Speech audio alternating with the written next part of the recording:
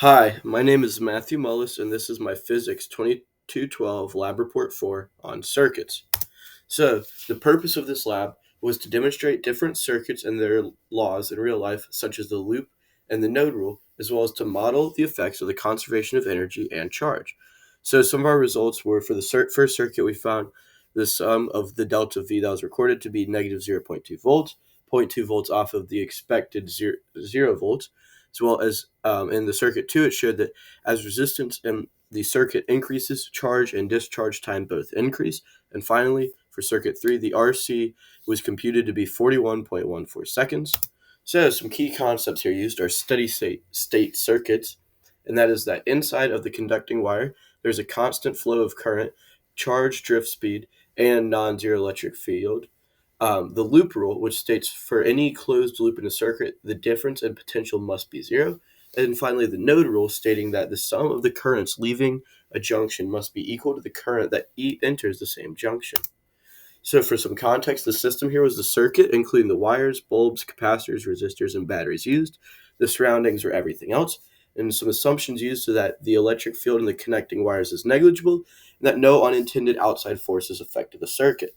And some potential sources of error would be the quality of components used, inaccurate readings, and not repeating the experiment multiple times to ensure the consistency of the data. So here's our first circuit. This is a diagram of what it was meant to look like, and here's an image of what we made.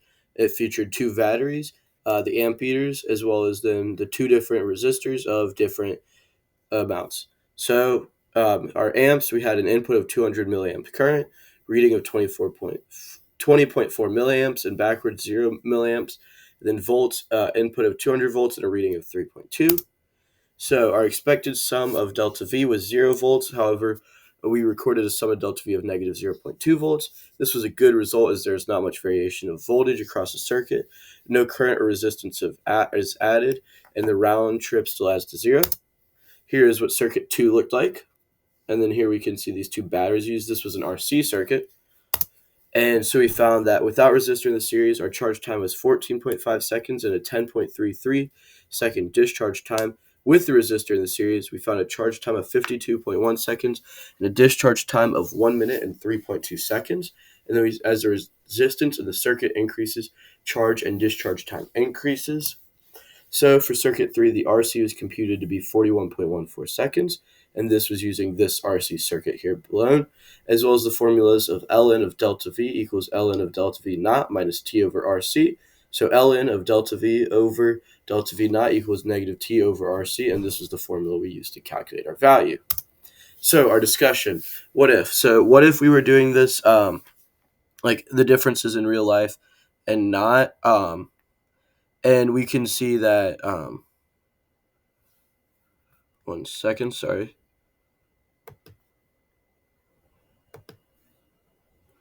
So a real ammeter would experience internal resistance like a battery also does, and this would have a small decrease in current.